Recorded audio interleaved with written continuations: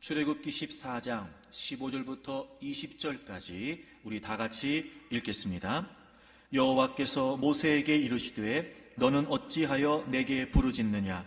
이스라엘 자손에게 명령하여 앞으로 나아가게 하고 지팡이를 들고 손을 바다 위로 내밀어 그것이 갈라지게 하라. 이스라엘 자손이 바다 가운데서 마른 땅으로 행하리라. 내가 애굽 사람들의 마음을 완악하게 할 것인즉 그들이 그 뒤를 따라 들어갈 것이라.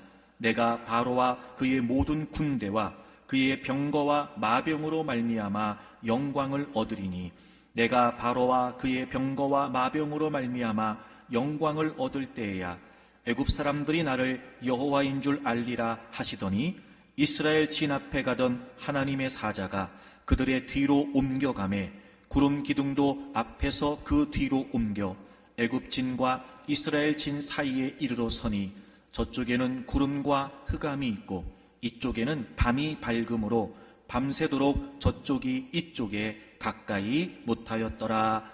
아멘. 위도 약 48도 이상의 고위도 지방에서 한여름에 태양이 지평선 아래로 내려가지 않는 현상이 있다고 그래요.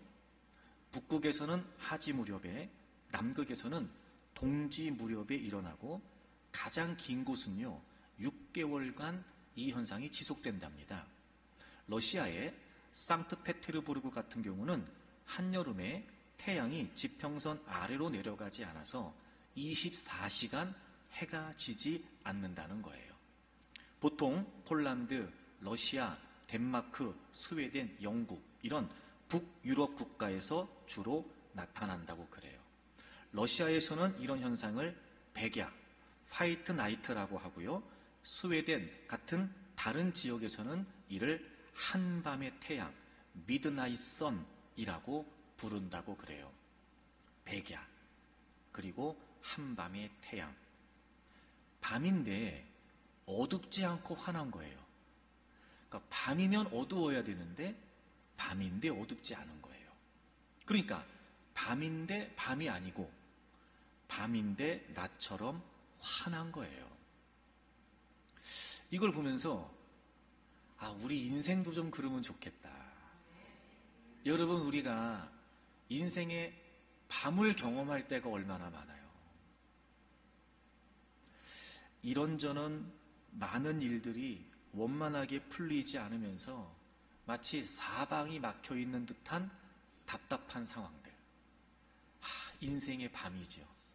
정말 어둡습니다. 위기가 막 겹치면서 한 치 앞도 내다볼 수 없는 것 같은, 마치 살얼음판을 걷고 있는 것 같은 그런 민감하고 예리한 상황들을 겪기도 해요. 인생의 밤이에요. 어둡습니다. 어려운 상황이 계속되면서 한 줄기 빛도 없는 터널 속에 있는 것 같은 캄캄한 상황도 있어요. 인생의 밤이에요. 어둡습니다. 마음도 어둡고 삶도 어두워요. 절망, 좌절, 이렇게 짙은 어둠이 우리를 감싸고 있는 것 같은 인생의 밤. 근데 만약 그때 분명히 밤인데 환하게 비추어주는 빛이 있다면, 백야처럼, 한밤의 태양처럼, 밤인데 어둡지 않은 거예요. 밤인데 깜깜하지가 않은 거예요. 분명히 밤인데 환한 거예요. 우리의 인생도 이런 백야와 같으면 얼마나 좋을까. 사랑하는 교회 여러분, 주님의 이름으로 축복합니다. 2024년은 백야와 같은 삶이 되기를 바랍니다. 400여 년 동안 애굽의 지배를 받고 있었던 이스라엘이 드디어 출애굽을 하게 됩니다. 그리고 오래전부터 하나님께서 약속해 주셨던 가나안 땅을 향해 여정을 시작하죠. 자유에 대한 기쁨이 있었고 소망에 대한 기대가 있었습니다. 모르긴 몰라도요, 한껏 부푼 마음을 가지고 그들은 출애굽을 해서 가나안이라고 하는 새로운 여정을 출발했을 겁니다.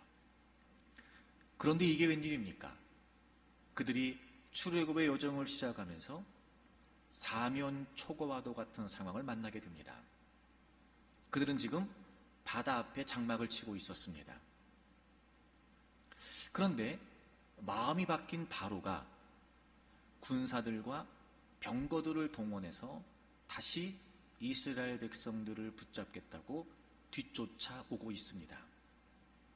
앞에는 바다가 있습니다. 뒤에는 바로가 군인들을 동원해서 쫓아오고 있습니다. 앞으로 갈 수도 없고 다시 뒤로 돌아갈 수도 없는 진퇴양난의 상황이 돼버린 겁니다. 정말 캄캄한 어둠인 겁니다. 그들은 실제적으로도 심적으로도 지금 깊은 어둠 속에 있었을 겁니다. 절망이었습니다. 그들은 그 상황 때문에 이렇게 자신들의 상황을 표현합니다. 오늘 성경을 보실까요? 출애굽기 14장 11절 보세요.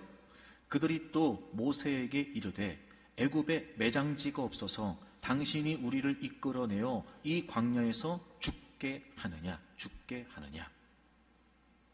12절 보실까요? 우리가 애굽에서 당신에게 이른 말이 이것이 아니냐 이르기를 우리를 내버려 두라 우리가 애굽 사람을 섬길 것이라 하지 아니하더냐 애굽 사람을 섬기는 것이 광야에서 죽는 것보다 낫겠노라 이렇게 얘기를 해요. 막 아우성을 칩니다. 그러면서 고백하는 거예요. 지금 얘기하는 거예요. 왜 우리를 끌어내서 애굽에 매장지가 없어서 우리를 여기까지 데리고 남아서 여기서 죽이려고 하냐? 야, 우리가 광야에서 죽는 것보다 차라리 애굽에서 노예로 사는 게 낫지 않겠냐? 이렇게 얘기하는 거예요. 무슨 말이에요? 꼼짝없이 죽게 생겼다는 거예요. 지금 그들은 건널 수 없는 바다 앞에 그리고 바로가 쫓아오고 있는 상황에 이제 우린 다 죽었다는 거예요. 절망이에요. 그들은 지금 캄캄한 어둠 속에 있습니다.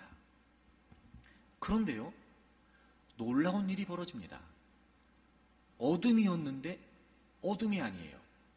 분명히 캄캄한데 절망인데 그들에게 환한 빛이 있었어요. 성경을 보세요. 19절. 이스라엘 진 앞에 가던 하나님의 사자가 그들의 뒤로 옮겨가매, 즉 이스라엘 백성들을 이끌어가고 있었던 하나님의 사자가 그 이스라엘 진영 뒤로 옮겨갔어요. 그 다음에 구름 기둥도 앞에서 그 뒤로 옮겨갑니다. 그러니까 하나님의 사자도 이스라엘 진 뒤쪽으로, 그리고 그들을 이끌고 있었던 구름 기둥도 이스라엘 진 뒤쪽으로 옮겨가요. 왜 그런가 봤더니 20절 애굽 진과 이스라엘 진 사이에 이르러, 제가 상황을 설명드렸어요. 그림을 그리세요. 자, 앞에 바다가 있어요. 애굽의 군사들이 쫓아왔어요. 지금 가까이 이르렀어요. 그랬더니 하나님의 사자가 뒤로 옮겨가셨어요. 그리고 그들을 이끌고 있었던 구름 기둥도 뒤로 옮겨갔어요. 그래서 애굽 진과 이스라엘 진 사이에 이르러서 저쪽은 구름과 흑암이 있고 이쪽은 밤이 밝아요. 밤새도록 저쪽이 이쪽을 가까이 하지 못한 거예요. 지금 이스라엘 백성들은 절망하고 있어요. 꼼짝없이 죽었다는 거예요. 분명히 밤이에요. 어둠이에요. 그런데요, 하나님의 사자가 그들의 뒤로, 구름 기둥이 그들의 뒤로. 그래서 이스라엘 진과 애굽의 진을 딱 구분해 놓은 거예요, 지금. 그리고 이 구름 기둥과 불 기둥은 각각 두 개의 기둥이 아니고요, 하나의 기둥인데 낮에는 구름 기둥으로 밤에는 불 기둥으로 역사를 일으켰던 거였거든요. 그 구름 기둥이 딱 중간에 가더니 놀랍지요? 이스라엘 진영에는 밝게 불 기둥으로 환하게 비춰주고 애굽의 진영에는 어둡게 구름 기둥으로 흑암이 짙게 만들어버린 거예요. 여러분, 지금 실제적인 상황은 반대예요. 지금 이스라엘 백성들은 어둠이에요. 지금 이스라엘 백성 다 죽었어요 이제. 그리고 오히려 그들을 붙잡겠다고 쫓아오는 애굽 사람들은 밝아요. 지금 오히려 이야, 그런데요, 하나님의 사자가 뒤로 가고 구름 기둥이 뒤로 가면서 애굽과 이스라엘 딱 두 번 짓더니 실제적인 상황과 정반대가 돼버린 거예요. 오히려 애굽의 지는 흑암과 어둠이 짙어지고, 그리고 이스라엘 진영은 밝았어요. 실제적으로도 밤이에요 지금. 그리고 그들이 심적으로도 밤이에요, 절망이에요. 그런데 그들은 지금 밤인데 밤이 아니에요. 밤인데 어둡지 않아요. 밤인데 환해요. 밤새도록 하나님께서 이스라엘 백성들을 그 인생의 절망에서, 그 인생의 밤에서 환하게 낮처럼 있게 하셨어요. 아, 여러분, 인생의 백야가 없는 게 아니에요. 인생의 백야가 있어요. 어둡지만 어둡지 않을 수 있어요. 분명히 밤인데 환할 수 있어요. 절망인데 환할 수 있단 말이에요. 특히 제가 이 본문을 보면서 또 하나 은혜가 됐던 게 뭐냐면, 우린 이 사건의 결과를 알아요. 그래서 하나님이 바다를 가르시잖아요. 그리고 마른 땅으로 건너요. 그런데 여러분, 이 20절까지 상황은요, 아직 갈라지지 않았어요. 이 무슨 말이냐면, 홍해가 갈라지지 않았어요. 애굽의 군인들이 도망간 것도 아니에요. 물러간 것도 아니에요. 지금 여전히 실제적으로는 절망이고 여전히 상황적으로는 밤이에요. 근데 화냈어요. 아, 그러니까 바다가 갈라져야 환해지는 게 아닐 수도 있다니까요, 여러분. 공격하기 위해 쫓아오고 있었던 애굽의 군사들이 물러가지 않아도 얼마든지 밝을 수 있다니까요. 분명하잖아요. 아무리 칠흑같이 어둠의 상황이라 할지라도, 우리가 그 상황에 겹겹이 둘러싸여 있다 할지라도, 그 문제가 해결되지 않는다 할지라도, 여러분, 얼마든지 환한 낮처럼 백야와 같은 삶을 살 수 있습니다. 사랑하는 여러분, 2024년 우리 모두 이런 백야와 같은 인생을 살기를 원합니다. 얼마든지. 자, 그러면 이렇게 이스라엘 백성들은 실제로 구름 기둥이 옮겨가는 것도 봤을 테고, 실제로 지금 어둠이고 실제적으로도 밤이고 상황적으로 어둠인데 지금 불기둥이 비춰주고 있으니까 환한 게 실제로 보이잖아요. 근데 우린 보여요, 안 보여요? 안 보여요, 우리는요. 네. 그게 문제인 거예요. 우리는 깜깜한 것만 보이는 게 문제예요. 그래서 이 말씀을 통해서 정말 인생의 그런 어둠과도 같은 절망적인 상황에서 우린 어떻게 백야와도 같은 삶을 살아갈 수 있을까? 오늘 이 말씀을 통해서 그 비결을 여러분하고 나누려고 그래요. 오늘 이 시간에 나누고 이따 밤에 송구영신 예배 시간에 한 가지를 더 나누고, 두 가지 말씀을 통해서 2024년 우리가 백야와도 같은 삶을 살 수 있기를 바랍니다. 먼저 그들이 지금 밤인데 밝았어요. 지금 백야예요. 그 이유가 뭐였냐면, 제가 서두에 설명드렸던 것처럼 그들을 이끌어가고 있었던 하나님의 사자가 뒤로 옮겨갔어요. 그리고 늘 이스라엘 백성들 진영 가운데 함께하고 있었던 구름기둥과 불기둥, 그 구름기둥이 뒤로 옮겨갔죠. 그래서 애굽과 이스라엘 진영을 구분시켰고, 그 구름기둥이 불기둥이 되어서 지금 이스라엘 백성들의 진영을 환하게 비춰주고 있었어요. 여러분, 지금 그들이 밤인데 환한 낮처럼 보낼 수 있었던 비결이 뭐였냐면, 하나님의 사자가 뒤로 옮겨갔다는 거예요. 그리고 구름기둥, 불기둥이 다시 뒤로 옮겨갔다는 거죠. 그래서 지금 이스라엘 백성들을 그 어려운 그 진퇴양난의 상황 속에서 지금 보호해주고 지켜주고 있는 거잖아요. 하나님의 사자, 그리고 구름기둥, 불기둥, 이건 다 모두 하나님의 임재를 상징해요. 다시 말하면 그들이 지금 인생의 어둠 속에서 백야와 같은 삶을 보내고 있는 비결이 뭐였냐면 하나님이 함께 하셨다는 거예요. 여러분, 제가 늘 강조했습니다. 우리가 하나님을 믿는다는 건 어떤 상황에서도 변함없이 하나님께서 나와 함께 하신다는 걸 믿는 거예요. 근데 우리는 상황이 좋을 땐 하나님이 함께 하신다는 걸 의심하지 않아요. 근데 상황이 어려워지면 하나님이 함께 하신다는 게 의심되기 시작해요. 자, 제가 가장 중요한 말씀을 드릴게요. 쏘구면 안 돼요. 쏘구면 안 돼요. 여러분 잊지 마세요. 여러분 예수님을 여러분의 구주와 주님으로 믿고 이제 여러분 모두 하나님의 자녀가 되었기 때문에 하나님은 성령님의 내주하심으로 이제부터 영원토록 우리와 함께 하세요. 여러분이 홍해 앞에 있어도 하나님은 함께 하시는 거예요. 여러분이 애굽의 추격 가운데 있어도 하나님은 함께 하신다고요. 그 함께 하시는 하나님으로 인해 어둠이지만 밝을 수 있고 어둠이지만 밤이지만 나처럼 보낼 수 있단 말이에요. 그러니까 우리가 올 한 해 어떤 상황에서도 놓치지 말아야 될 아주 중요한 주제가 뭐냐, 하나님은 변함없이 나와 함께 하신다는 거예요. 그걸 잊으시면 안 돼요. 자, 그럼 하나님께서 나와 함께 하신다는 게 어떤 의미일까? 이 오늘 본문의 배경을 보면은요, 살짝 이해가 안 되는 내용들이 나와요. 다시 말하면 이 본문을 자세하게 보면 시험 들어요. 시험 들어요. 자, 1절을 보실까요? 14장 1절. 여호와께서 모세에게 말씀하여 이르시되, 당연하겠죠. 모세가 출애굽의 지도자고 이제 가나안 땅을 향해서 그들이 여정을 시작했으니까 하나님 모세에게 명령하시는 거예요. 2절. 이스라엘 자손에게 명령하여 돌이켜 바다와 믹돌 사이에 비하히롯 앞 곧 바알스번 맞은편 바닷가에 장막을 치게 하라. 그러니까 여러분 지금 여기로 하나님께서 장막을 치라고 하신 거, 그거 하나님께서 하라고 하신 거예요.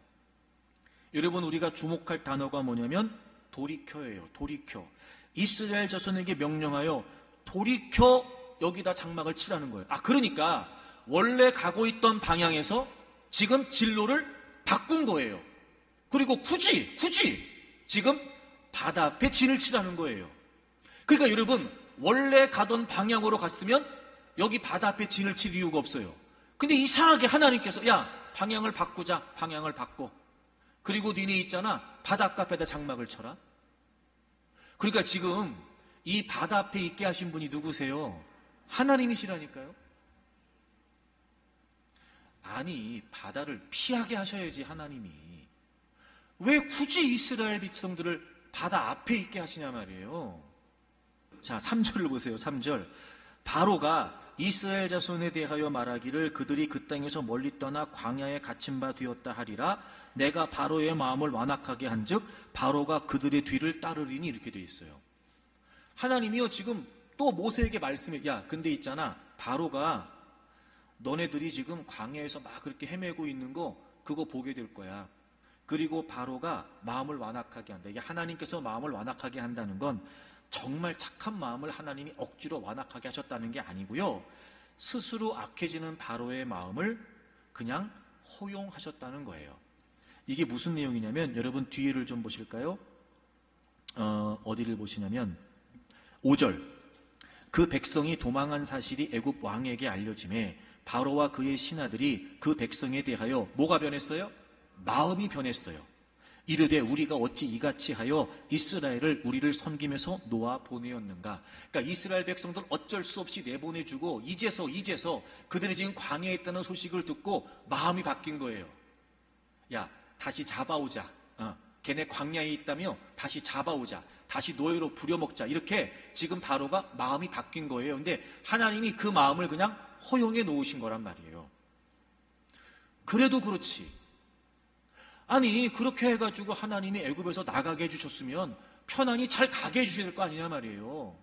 혹이라도 바로가 그걸 알고 나서 마음이 바뀌면 하나님이 어떻게 하셔야 돼요? 그 바로의 마음을 고쳐먹게 하셔야지. 니네 건들지 마. 내 백성 건들지 마. 그냥 놔둬. 하나님이 이렇게 하셔야 되는데 마음이 바뀐 바로의 마음을 하나님께서 그냥 내버려 두신 거예요. 그래서 어떻게 된 거예요? 앞에는 바다가 있고 뒤에는 바로가 군인들과 함께 쫓아오고 있고, 그래서 지금 이스라엘 백성들은 어둠 속에 있는 거예요. 누가 이렇게 하신 거예요? 하나님이. 내가 시험 들 거라고 했잖아요. 아니, 하나님이 그러실 수가 있어요? 아니, 하나님이 이러실 수가 있냐고요. 와, 여러분. 올 한 해를 살면서 분명히 우리에게 어려운 상황이 주어질 거예요. 예기치 못한 문제를 만날 수도 있을 겁니다. 분명히 2024년을 살면서요, 어려운 환경이 우리에게 주어질 수도 있어요. 자, 그럼에도 불구하고 하나님이 나와 함께 하신다는 걸 믿는 게 뭐겠어요? 나는 지금 하나님의 인도하신 가운데 있다는 거예요. 이거 지금 하나님이 인도하신 거예요. 그러니까 내가 어떤 상황 속에 있어도 하나님이 나를 이끌어가고 계시는 거야. 하나님이 나를 지금 인도하고 계셔. 이거 잊어먹지 마세요. 근데 적어도 하나님이 이렇게까지 상황을 만들어 가시는 걸 보면 이유가 있지 않으시겠어요? 그러니까 제가 여러분에게 이런 말씀을 드리는 건 맹목적으로 믿으라는 게 아니에요. 하나님이 함께 하신다, 하나님이 인도하신다, 이걸 맹목적으로 꼭 공식 외우듯이 주입식으로 하려고 하는 게 아니에요. 자, 그런 상황에서도 하나님이 나를 인도하고 계신다, 이걸 우리가 어떻게 믿을 수 있냐? 하나님이 그렇게 하시는 이유가 있지 않을까요? 자, 4절 뒷부분 보세요. 4절 뒷부분. 내가 그와 그의 온 군대로 말미암아 영광을 얻어 애굽 사람들이 나를 여호와인 줄 알게 하리라 하시매. 그러니까 이렇게 하나님이 하신 이유가 있었어요. 두 가지. 하나님이 영광을 얻으신다. 그리고 그 하나님이 여호와인 줄 알게 하신다. 여러분, 이 홍해 사건의 핵심이 바로 이 내용이에요. 그래서 이게 한번 반복돼요. 여러분 17절 보실까요? 17절. 내가 애굽 사람들의 마음을 완악하게 할 것인즉 그들이 그 뒤를 따라 들어갈 것이라. 그 다음 보세요. 내가 바로와 그의 모든 군대와 그의 병거와 마병으로 말미암아 영광을 얻을 거다. 영광을 얻을 거다. 그리고 내가 바로와 그의 병거와 마병으로 말미암아 영광을 얻을 때에야 애굽 사람들이 나를 여호와인 줄 알리라 하시더니 아멘. 여러분, 하나님께서 이렇게 하신 이유가 있었어요. 하나님이 영광을 얻으시고 하나님이 하나님이시라는 걸 드러내기를 원하시는 거예요. 자, 그럼 보세요. 이런 거예요. 지금 하나님은 하나님의 백성들을 겉으로 표면적으로 보면 왜 이렇게 어렵게 인도하셔? 왜 이렇게 어둠 속으로 인도하시지? 라고 말할지 모르지만 이 사건에 숨겨진 하나님의 의도는 그 과정을 통해 하나님이 영광을 받으시고 그 이방인들에게 하나님이 하나님 되심을 드러내 보이시겠다는 거예요. 그럼 하나님은 지금 그 하나님이 영광을 얻으시고 하나님의 이름을 드러내시기 위해 하나님 당신의 백성들을 사용하고 계시는 거예요. 여러분, 우리를 그토록 사랑하셔서 하나밖에 없는 아들 예수 그리스도까지 내어주신 그분께서 우리를 때로는 힘겹고 어려운 상황 속에 있게 하시는 거, 야, 너네 좀 힘들어 봐라, 니네 좀 고생 좀 해봐야 돼, 그러신 걸까? 그렇지 않아요. 우리는 하나님이 나와 함께 하시고 하나님이 나를 인도하신다고 생각할 때 우리는 너무나 다분히 우리 식으로만 생각을 하는 거예요. 우리 식으로만. 그게 아니고 정말 하나님이 나와 함께 하시고 그래서 그 하나님이 나를 이끄신다면 함께 하신 하나님께서 나를 이끌어 가시는 의도가 있지 않겠냔 말이에요. 2024년을 살면서 엉뚱한 생각에, 헛된 생각에 사로잡히지 말고 모든 상황에서, 모든 문제에서 이 생각을 확실히 하세요. 하나님이 나와 함께 하신다. 당당하게, 자신 있게 하나님이 나를 인도하고 계신다. 용기 있게, 힘 있게. 그리고 지금 당장은 어둠이지만 분명히 하나님께서 이 상황을 통해 영광을 받으실 것이고 이 과정을 통해 하나님은 하나님의 이름을 드러내실 것이다. 하나님이 지금 나를, 내 삶을 사용하고 계신다. 사용하고 계신다. 여러분, 이거 확실히 우리가 믿으면요, 반드시 그 어둠은 밝습니다. 밤인데 밤이 아닐 수 있어요. 왜요? 기대할 수 있잖아요. 이유도 모르고 아무것도 모르고 그러면 진짜 밤이죠. 그런데 이 상황 자체가 하나님이 의도하신 바가 있어서 마침내 하나님이 영광을 받으시고, 그래서 하나님이 자신의 이름을 드러내신다, 이게 분명하면 우린 기대할 수 있단 말이에요. 뭘 기대할 수 있냐? 첫째, 우린 하나님의 선하심을 기대할 수 있어요. 자, 보세요. 그렇게 해서 지금 이스라엘 백성들은 진퇴양난의 상황에 있단 말이에요. 그래서 그들을 하나님이 다 당하게 놔두셨지요. 하나님이 영광을 얻으시기 위해서 그들을 어둠 속에 놓으시고 그 짙은 어둠 속에서 다 그냥 망하게 하셨지요, 하나님이. 자, 보세요. 그래서 그들은 지금 바다 앞에 있고 애굽의 군사들의 추격을 받고 있으나 하나님의 선하심을 분명히 그들은 지금 보고 있어요. 제가 말씀드렸던 것처럼 이스라엘과 애굽의 진영을 구분하셨어요. 하나님의 사자가 뒤로 갔고 구름 기둥이 뒤로 갔어요. 그래서 애굽의 진영은 흑암이었어요. 이스라엘의 진영은 광명이었어요. 여러분, 뭐 연상되는 장면 없어요? 애굽에서 10가지 재앙 중에 흑암의 재앙이 있었죠. 그때 여러분 너무 신기했잖아요. 이스라엘이 살고 있는 진영은 흑암의 재앙이 임하지 않았어요. 환했어요. 그런데요, 애굽 사람들이 사는 곳만 어두웠어요. 마치 그것처럼. 그러니까 분명히 지금 절망적인 상황인데도 하나님이 환하게 밝혀주셨어요. 자, 하나님이 선하세요, 선하지 않으세요? 자, 애굽의 군인들이 쫓아오고 있어요, 지금. 그래서 하나님이 공격받게 하셨지요. 그래서 막 이스라엘 백성들이 막 당하고 부상당하고 죽고 막 그랬죠. 아니요, 하나님께서요 그들을 딱 구분해 놓으시고 이쪽에서 저쪽에 접근하지 못하게 하셨어요. 솔직히 말하면 우리가 어둠이 아니고 걔네가 어둠이에요, 지금. 왜냐하면 눈앞에 보이잖아. 지금 공격하면 되는데 갈 수가 없는 거예요. 네.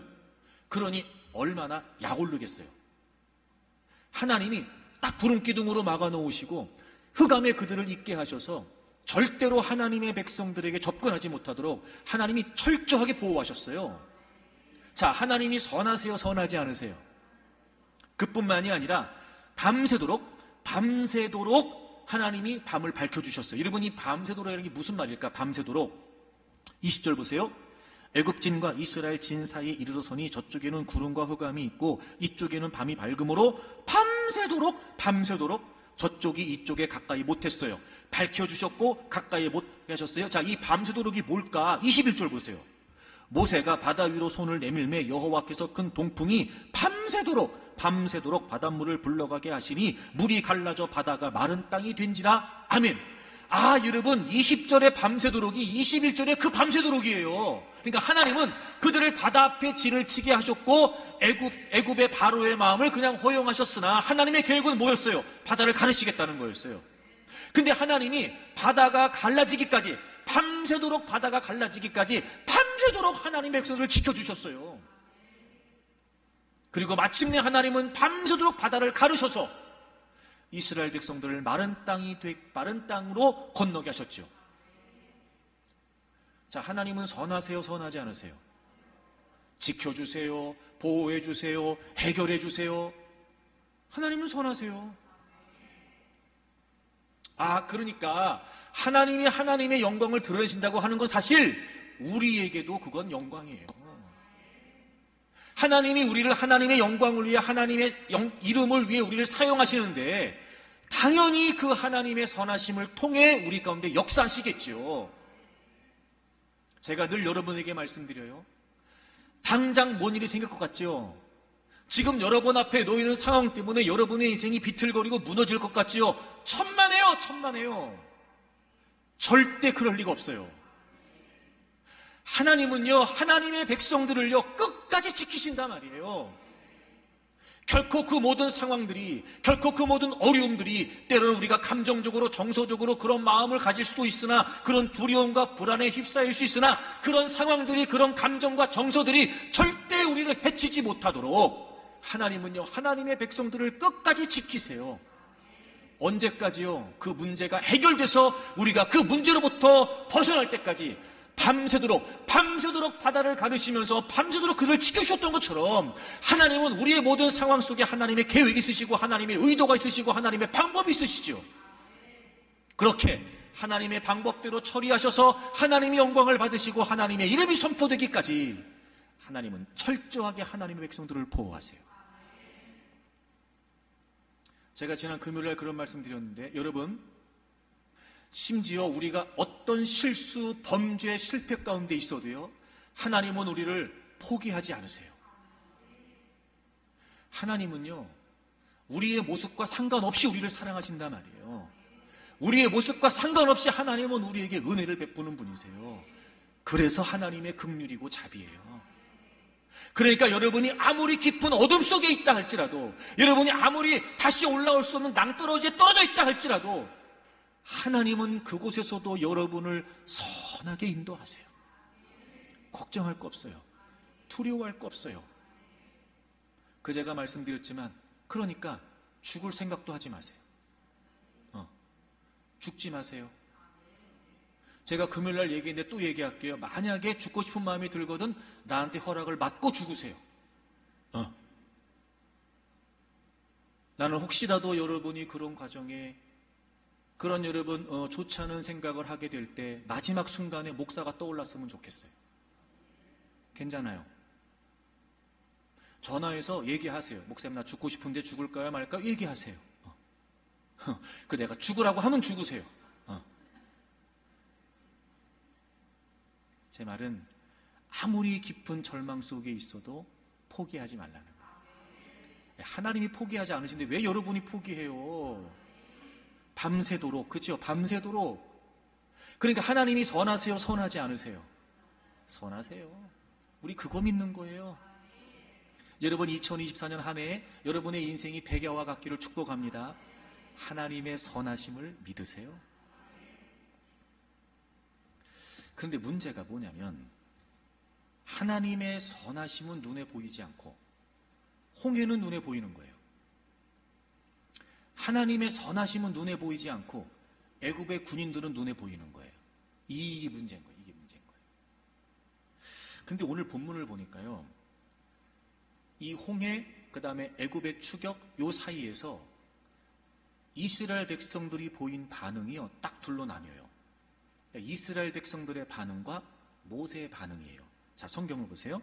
이스라엘 백성들은 어떻게 했냐? 10절을 보세요. 바로가 가까이 올 때에 이스라엘 자손이 눈을 들어본즉 애굽 사람들이 자기들 뒤에 이른지라. 이게 보이기 시작한 거예요. 드디어 막 추격해오고 있었어요. 안 보일 땐 상관없었어요. 근데 그들이 자꾸 오니까 눈에 보이지 않게 해서 소리가 막 나고, 병거 타고 오니까 소리가 막 나고, 그리고 서서히 눈에 보이기 시작을 했더니 그들이 두려워하기 시작해요. 그래서 그들이 어떻게 했어요? 두려워하여 여호와께 부르짖고. 여러분, 이 부르짖고라는 말의 번역이 좀 아쉬운데요, 이 말은 우리가 보통 부르짖는다 그럼 뭐 생각해요? 우리 기도하는 거 생각하잖아. 근데 이 표현은 기도했다는 말이 아니에요. 이게 무슨 말이냐면 날카로운 소리를 지르다, 비명을 지르고 통곡하다, 이런 뜻이에요. 그러니까 그런 두려운 상황 속에서 지금 그들은 하나님께 뭐 하고 있는 거예요? 불평하고 있는 거예요. 불평하고 있는 거예요. 사실 그 뒤에 나오는 모세에게 했던 11절 12절의 얘기는 제가 보기에는 모세한테 했던 것뿐이지 사실은 이 얘기는 지금 하나님께 하는 거예요. 우리를 죽일 데가 없어서 데리고 나왔습니까? 우리가 여기서 죽는지 차라리 가서 종살이하는 게 낫겠습니다. 이 얘기하는 거죠, 이스라엘 백성들이. 하나님께 원망하고 하나님께 불평해요. 그런데 모세는요, 15절 여호와께서 모세에게 이르시되 너는 어찌하여 내게 부르짖느냐, 이렇게 얘기해요. 이스라엘 자손에게 명령하여 앞으로 나아가게 하라. 야, 너는 왜 자꾸 나한테 기도만 해? 여기서 부르짖는다는 말은 바로 기도한다는 말이에요. 너는 나한테 기도만 하냐? 자, 이스라엘 백성들에게 나가게 해. 이렇게 말씀하시는 거예요. 이게 무슨 말이냐? 그렇게 모세에게 원망하고 불평했을 때 모세가 뭐라고 말하나 보세요. 13절. 모세가 백성에게 이르되 너희는 두려워하지 말고 가만히 서서 여호와께서 오늘 너희를 위해 행하시는 구원을 보라. 너희가 오늘 본 애굽 사람을 영원히 다시 보지 아니하리라. 여호와께서 너희를 위하여 싸우시리니 너희는 가만히 있을지니라. 아멘. 그렇게 막 원망하고 불평하는 이스라엘 백성들에게 막 아우성치고 통곡하고 비명을 지르고 막 우리 다 죽겠다 그러고 막 이러는 상황 속에 모세가 그들을 뭐라고 말해? 그들에게 야, 하나님이 싸우실 거야. 하나님이 구원하실 거야. 너네 가만히 좀 있어. 이런 모세가 어떻게 이렇게 말했을까요? 제가 보기에는 모세가 부르짖는다는 표현이 15절에 나오지만 사실 이미 이스라엘 백성들한테 얘기하기 전에 모세는 분명히 기도했을 거고 하나님이 구원하신다, 하나님이 싸우신다라고 하는 응답을 받고 지금 이스라엘 백성들이 얘기하는 거고, 그리고 나서 하나님이 모세, 야, 너 이제 기도했으니까 됐어. 기도는 그만해. 알았어, 내가 응답했잖아. 그리고 이제 이스라엘 백성들한테 앞으로 전진하라고 해? 라고 하시는 말씀이 아니겠냐 말이에요. 보세요. 하나님의 선하심은 눈에 보이지 않아요. 왜? 앞에는 홍해가 있고 뒤에는 애굽의 군대를 추격하고 있고 눈에 보여요. 지금 바다도 눈에 보이고 애굽 군사들 눈에 보이고. 근데 하나님의 선하심은 눈에 보이지 않아요.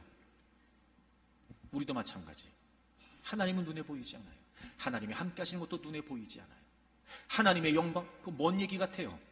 지금 당장 나는 바다 앞에 있고 지금 당장 나는 애굽의 추격을 받고 있단 말이에요. 근데 어떻게 하나님의 선하심을 신뢰하냐고요. 그래서 모세처럼 기도해야 돼요. 기도해야 돼요. 여러분, 기도가 우리에게 주는 가장 위대한 능력 뭔지 아세요? 상황이 아니라 주님을 보게 하는 거예요. 분명히 이스라엘 백성들은 바로가 가까이 올 때 눈을 들어서 봤어요. 그리고 그들이 두려워했어요. 보세요, 여러분. 상황을 보잖아요. 문제를 보잖아요. 형편을 보잖아요. 100% 두려워요. 불안해요. 그런데 그런 중에도 마치 우리가 모세처럼 하나님이 함께 하시고 하나님은 하나님의 의도가 다 있으시고 우리는 하나님의 도구이고 하나님의 백성이고 라고 하는 믿음을 가지고 정말 하나님께 기도하면서 하나님을 바라보기 시작하면 두려움이 사라지게 돼요. 그러니까 여러분, 보이는 걸 보면 안 되고 바라봐야 될 분을 봐야 돼요. 이거 기억하세요. 2024년 안에 여러분이 어떤 문제를 만난다 할지라도 그 상황의 시선을 뺏기고 그 상황에 여러분의 마음을 빼앗기면 안 돼요. 잊지 마세요. 보면 두려워요. 보면 불안해요. 물론 외면할 수 없지요. 내가 겪고 있는 상황이니까. 물론 모른 척 할 수 없어요. 남의 일이 아닌데 내 일인데. 그래서 뭐 하라고요? 기도하라고요. 의지적으로라도 의도적으로라도 보다 더 적극적으로 어쩔 수 없이 내 눈앞에 펼쳐진 상황 때문에 나는 두려움과 불안함을 감출 수가 없어요. 그러니까 뭐 하는 거예요? 그래서 기도하는 거예요. 그래서 기도를 통해 보여지는 걸 보지 말고 내가 바라봐야 될 그분을 보기 시작해야 돼요. 자, 그럼 보세요. 반대로 그럼에도 불구하고 기도를 안 해. 어떻게 되겠어요? 진짜 절망 속으로 빠지는 거예요. 두려움, 이런 거예요. 두려움이 느껴지는 거랑 두려움에 휩쓸리는 건 달라요. 무슨 말인지 아세요? 두려워요. 얼마든지 그 두려움에 사로잡히지 않을 수 있단 말이에요. 뭐 하면? 기도하면. 근데 왜 우리가 그런 상황에서 여전히도 염려만 되고 걱정만 되고 불안하고 두려워하고 왜 우리가 그럴까요? 기도 안 해서 그래요. 제가 늘 여러분에게 강조하지요. 기도해야 됩니다. 기도해야 됩니다. 여러분 나름대로 해결 안 돼요. 여러분이 발버둥 친다고 되지 않습니다. 아무리 길을 써보십시오. 아무리 노력을 해보십시오. 아무리 애써보십시오. 안 돼요. 기도해야 돼요. 여러분 2024년 정말 여러분이 인생이 백야와 같은 삶을 살기를 원한다면 기도하십시오. 열심히 기도하세요.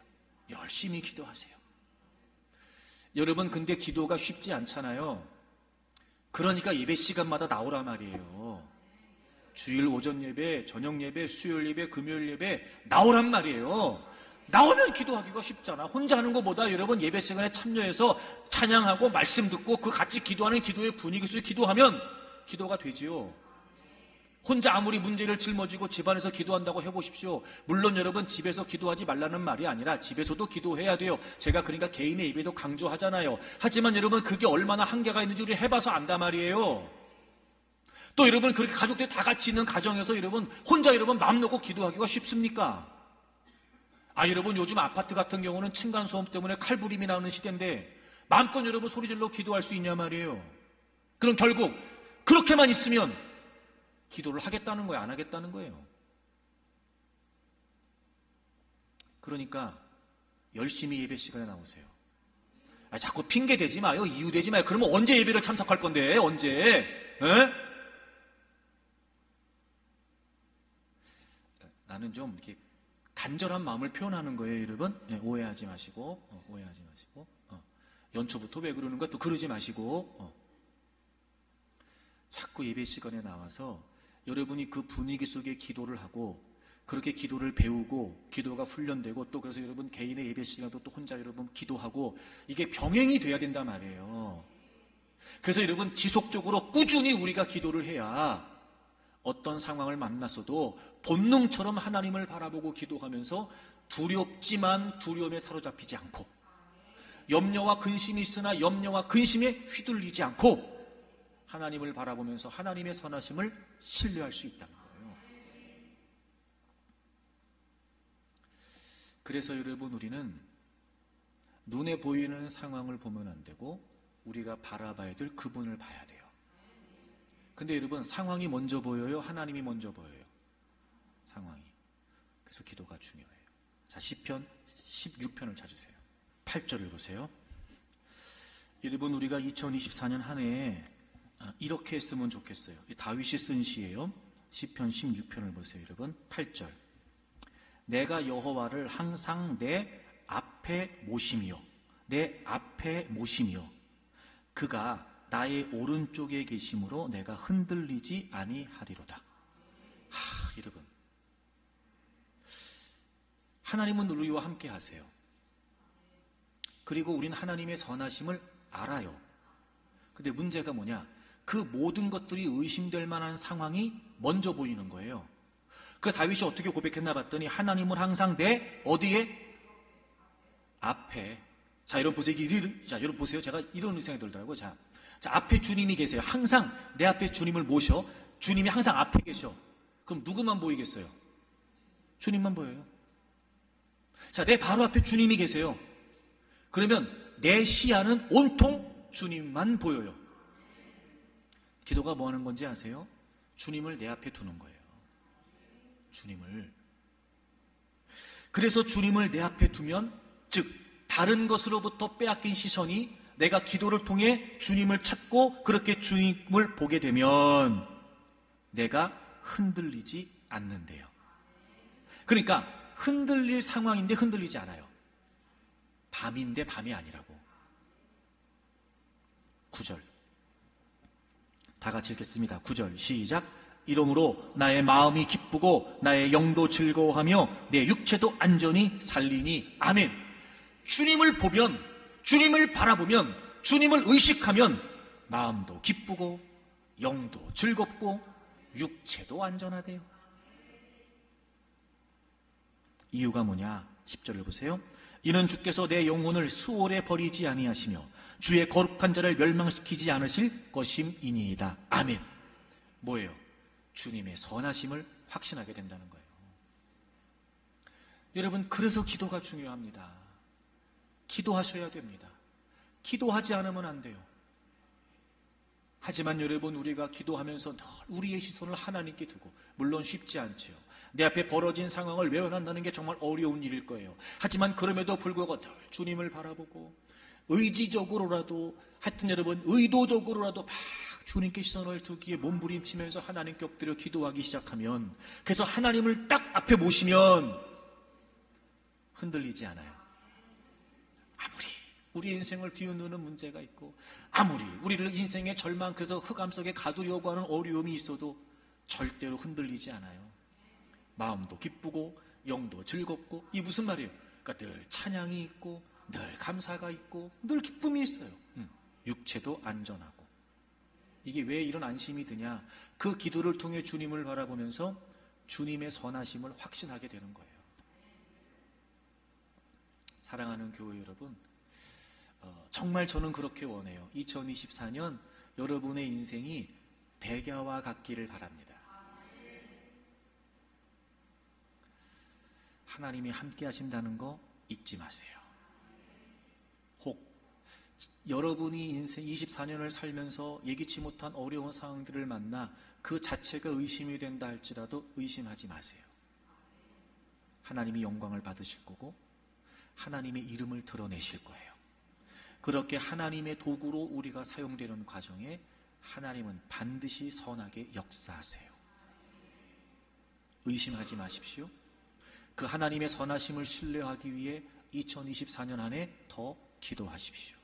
제가 올해 여러분 도전하자고 그랬는데, 이따 송구영신 예배 시간에 여러분 다 또 이렇게 기도하겠지만, 올해 여러분 도전할 때 기도에 대한 도전도 있었으면 좋겠어요. 예를 들면 내가 매일같이 빼먹지 않고 얼마씩 기도하겠다. 아니면 내가 이번 2024년은 내가 금요기도회만큼은 내가 빠지지 않고 나오겠다. 내가 2024년만큼은 내가 수요 예배, 금요기도회, 주일 저녁 예배 내가 열심히 나와서 기도하겠다. 내가 예배 시간만이 나와서 내가 기도하겠다. 이런 도전. 그래서 모든 상황에서 하나님의 선하심을 신뢰하고, 여러분 어둠이지만 어둡지 않게, 밤이지만 낮처럼 백야와 같은 2024년이 되기를 주의 이름으로 축복합니다.